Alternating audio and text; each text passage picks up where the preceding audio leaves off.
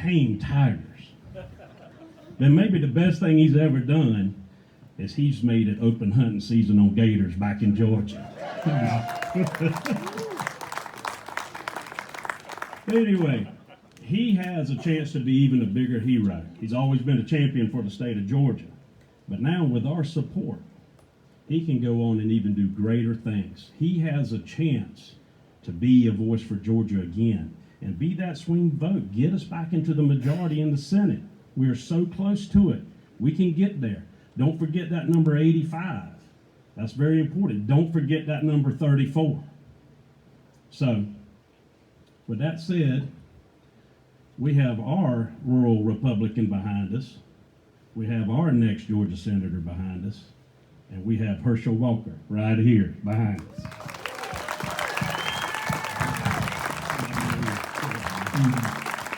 Thank you, guys. Thank you so much. And I'd like to first acknowledge my Lord Jesus Christ, because he said if you don't acknowledge him, he's not going to acknowledge you. And we're not going to knock it on him to let me in. And I also want to thank the Stanley family. Thank you so much for doing this here, because in today's world, if you get with the wrong horse, they're going to cancel you out.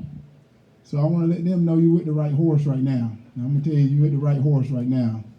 And I also want to acknowledge my wife, Julie, who's here with me, who in this race with me, and also my mother-in-law, who's in this race. And I also would like to acknowledge my team, Hershel, my team members. And the reason I'm going to acknowledge them is we're in a fight. We're in a tough fight. They've spent already $61 million against me already. Can you believe that? And the race is still virtually tied. I'm in the lead by one and he's in the lead by one, which means that they're wasting their money.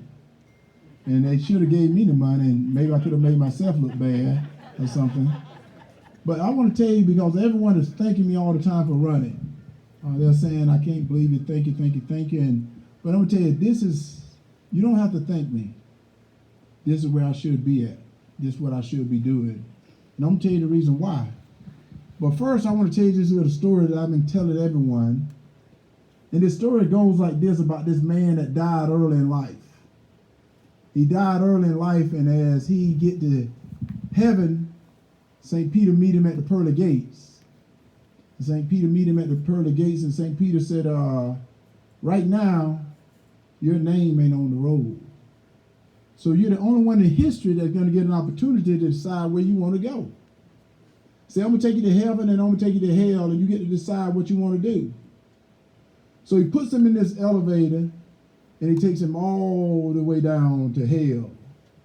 And the doors open up, and there's a party going on.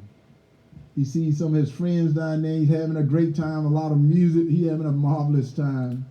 And after a couple of hours, St. Peter came to him and said, you ready to go? You ready to go? You got to leave now. He said, well, I got to leave. He said, yeah, you got to leave. This is an important decision.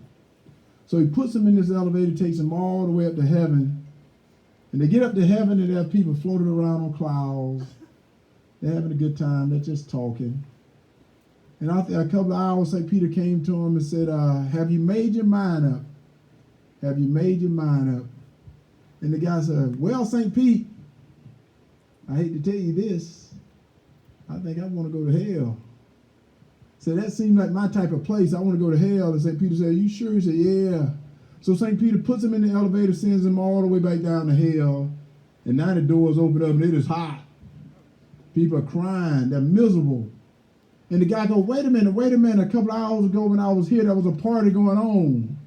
And Satan shows up and said, a couple of hours ago, I was campaigning. And the reason I'm telling you that right now, the left is campaigning right now. They're trying to take you down that elevator. People ask me, why am I running? Well, let me tell you the reason I'm running, and this is the reason I should be running. I was born in this little town called Wrightsville, Georgia. And I tell everyone, if you got 1 year to live, move to Wrightsville. That year's forever. Same old, same old. And my mom told me I was big bone, which meant I was fat. And I used to have a speech impediment where I couldn't put a sentence together. I used to stutter so bad. So for 4 years of my life, I never went out for recess. For 4 years of my life, I never spoke in a classroom. People didn't even think I could speak. Because of the grace of God, I got a scholarship to go to the University of Georgia. But this was so funny. I didn't want to go to college. I wanted to go to the military. I thought I was cut out to be a Marine. But I remember I waited till Easter Sunday to sign, and my mom came to me and she said, Bo, because my nickname is Bo, and some of you think of Bo Jackson.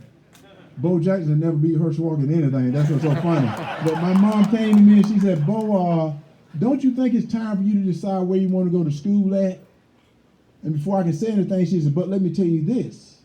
If your mind and your heart is pure to the Lord Jesus, no matter what decision you make, God will make it right for you. I said, okay, then I'll flip a coin. I flipped a coin. That's how I ended up at the University of Georgia. So I get to the University of Georgia, because of the grace of God, I win a Heisman Trophy. Because of the grace of God, I win a national championship. A whole team, we win this national championship. Because of the grace of God, I got a chance to play 15 years of pro football, which is unheard of for a running back. Most running backs play 3 to 4 or 5 years. I played 15 years of pro ball. Because of the grace of God, I got a chance to be on the 1992 Olympic bobsled team. There's no snow in Georgia. And I got a chance to be on the 1992 Olympic bobsled team. And then all of a sudden, because of the grace of God, this what happened. You know, sometimes you fall down because Satan got your playbook. He tried to take you down in that elevator and fool you, because he tried it on me. Because what happened to me, you know, I love the Lord Jesus, but what happened to me is, you know, they told me I had a mental problem. And I said, I never drank before in my life, never tasted beer, never had any alcohol, never taken a drug.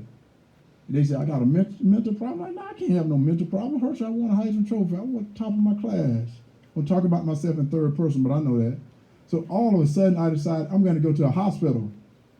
So I went to a hospital. I remember sitting in this hospital. I go, whoa, these people here are crazy.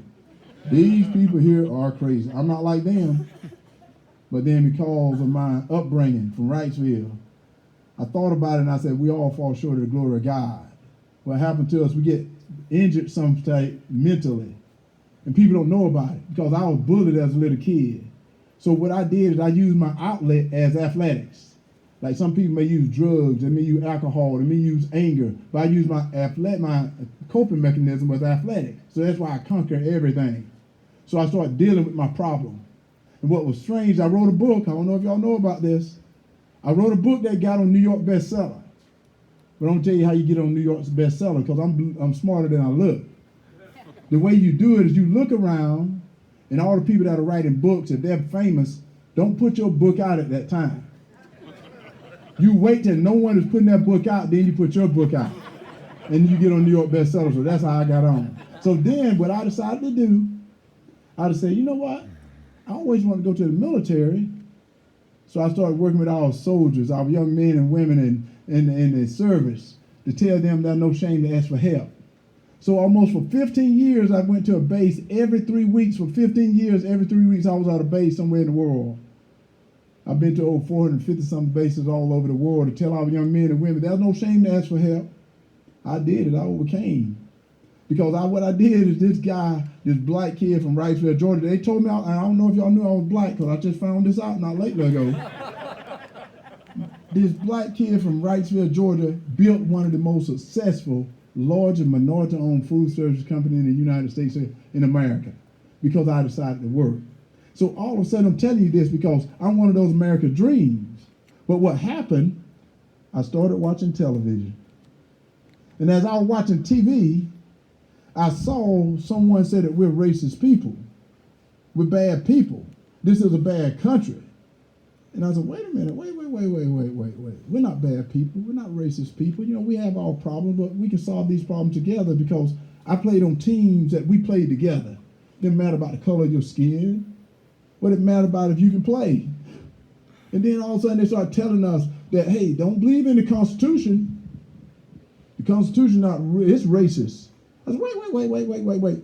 Even the guy I'm running against, I don't know if y'all seen him, he said America need to apologize for its whiteness.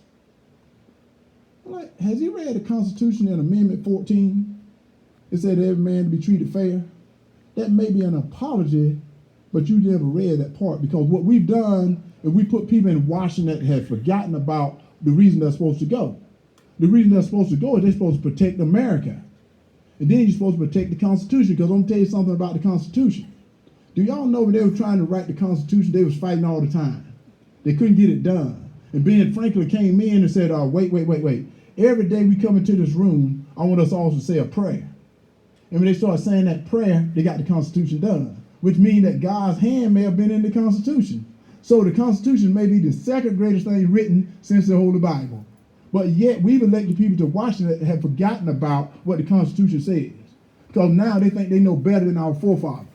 So I said, y'all asked me why I decided to run. Well, I decided to run because, first of all, we let them come up defund the police. That's a stupid idea. Wait a minute, I can't say stupid because that's not politically correct. That's a dumb idea. Who decided to say defund the police? We let them get away with defunding the police when yet America was built on law and order. America was built on law and order, and if there's no law, we have a chaotic society. And we went along with it, and today, our men and women in blue, morale is down, recruitment is down. We now is empowered criminals, like they can get away with anything. And the guy I'm running against, he's one of the main characters. He's the one that called them names, bullies and thugs. He's the one that believed that there should be no cash bail. Let prisoners out of jail, making us prisoners in our own home. You ask me why I'm running? I say I'm running because I'm sick and tired of this. They're not going to take us down in that elevator. They're not going to fool me. They told us this border is secured. That's what the vice president said. This border is secured. No, it's not. They're afraid to speak up, to speak the truth. You've heard of what is a woman? Like nobody knows. That's in the Bible. A man can get pregnant. No, he can't. Why are we even considering things like that? It's time for us to bring adults in the room. They tell them no. When my father told me no, he meant no. And I didn't like the rules underneath this roof. He said, leave my house. When are we going to get adults in the room that pretend to protect our country, that pretend to protect this country and protect our kids? Y'all seen it. And we're letting them get away with it. Going into our schoolhouses, telling our kids that, hey, you know what? You got to feel bad because of the color of your skin. You know, you can't make it if you're black. You know, you can't do it. You're a victim. No, you can be victorious. You know, you can't do it. You're white. You're an oppressor. That's not right. That's not true. But we've elected people to office that have gotten to speak up because they're afraid. They're afraid of you calling them names. Hey, I've been called names before. They ain't going to bother me. They called me coon the other day. They've been calling me all kind of names. But they don't know I'm from the country. A coon is one of the smartest animals out there. That ain't going to hurt my feeling calling me that. You know what hurt my feelings is the crime in Atlanta, the crime in these streets right here. That's what hurted my feelings. When I see people videotaping someone getting hurt. They're videotaping, doing nothing to stop it. As they take you down in that elevator and telling you, this is the new normal. No, it's not. We got something better out there. Don't let them fool you and take you in that elevator and trick you. That's what they're trying to do, and they ask me why I'm running. And then let's go to our military. Can you believe it? The most lethal fighting force ever assembled was in the United States of America. But now they're trying to bring this wokeness, these pronouns in our military. I can tell you Russia, China, Iran, not talking about no pronouns. There's no pronouns on grenades, no color, no bullets. Wokeness. The guy I'm running against voted. He voted that doctors can have transgender surgery right in the military and you pay for it. That's the guy I'm running against. And that's what we're talking about. We're talking about how you identify in our military most lethal fighting force ever assembled. And I can tell you China, Iran, and Russia, they're probably laughing at us. They're laughing at us because they think we're weak. He talked about national security. We're in a national security problem. And the reason why is we're starting to go to our enemies and ask them to help us. Are you serious? Do they not understand what enemy means in the dictionary? They probably don't because they didn't even know what recession means. Remember, they changed the definition. And right now, we're going to Iran, the most terrorist country. We're going to Iran and start dealing with Iran again. I'm like, they don't even know the definition of terrorists. They're not your friend. Can you believe we're doing this after 2 years? This guy that I'm running against been in office, and this is where we at. Gas prices high. Grocery prices high. This border wide open. And it's been open. I want to tell all you moms and dads out there, Halloween is right around the corner. And now China is sending fentanyl over looking like candy. So as you go to Halloween, you check your kids' candy. Because that's what they're doing. Right now, there's been over 10 tons of fentanyl found at the border. Think about what have not been found. Think about what have not been found. And yet they said that this border is secure. And I'll tell you another thing. Y'all know this. In Georgia, agriculture is a huge industry. One of the top industry in the state of Georgia. And so I happened to be meeting with a lot of ag people a couple of weeks ago. And sometimes I ask questions and people don't understand the question. I hope you can get this. The question I asked. I said, what would a combine cost today? And someone told me it costs about $500,000 a used one. I said, that's a whole lot of money.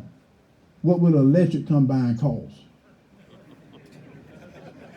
About $1.8 million. But this was funny. It only runs for 2 hours, then you got to charge it. So it won't work because you got to have your crop in at a certain time. So who in Washington coming down to learn about this? They keep talking about this green agenda. Sure, we're supposed to be environmentally friendly, but we're doing our part. We're doing our part. Other people got to do theirs. But yet they're taking us down in that elevator, telling us this is the new normal. No, it's not. And then we're giving up our energy, going to Venezuela. Yet we one of the cleanest, most environmental friendly drilling of anyone in the country.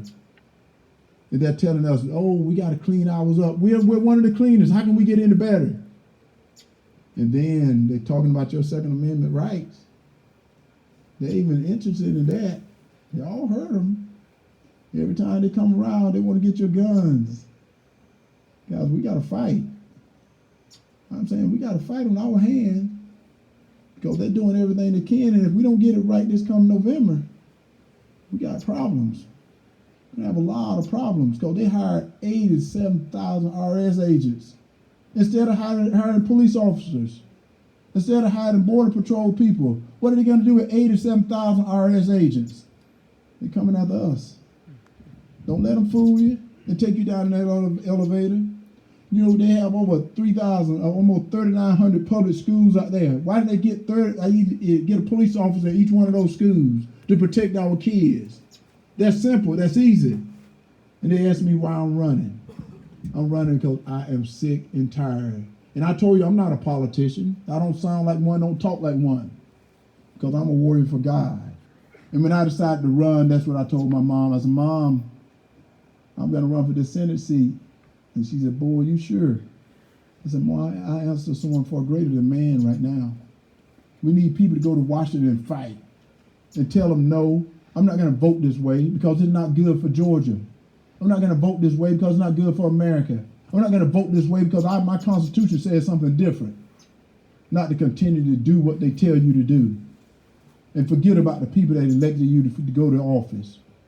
And I told you, I don't sing and dance for nobody. Never have, never will.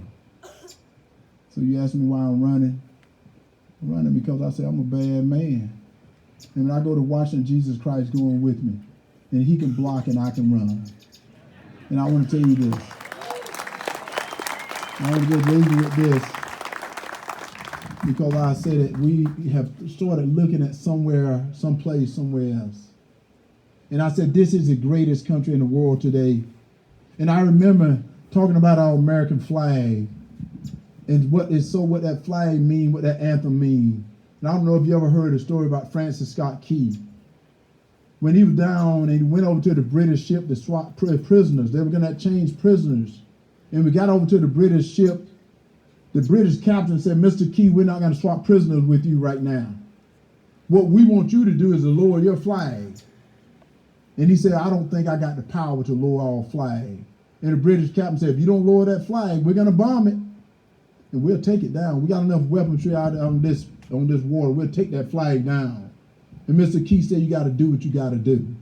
And when you hear in the national anthem, they're talking about the red glare in the air and the bombs, they're talking about the British ship bombing our flag. And all of a sudden you hear in that national anthem when everything cleared and daylight came, that flag was still there. And do you know the reason that flag stayed there? Because every time that flagpole got ready to hit the ground, a dead body laid against it to keep it up. Because every one of those people that died for your freedom, died for your liberty, died for your rights, believed in America, believed in this country. So we got to get back to it. Ask not what your country can do for you, but ask what you can do for your country. So I owe so much to my country, and I'm going to pay that price. Even if I have to pay it by myself. Do you think I'm scared? Guys, life is tough. But my Holy Father has told me I cannot turn away now. I've come too far to turn back now. So they got to fight on their hand with me.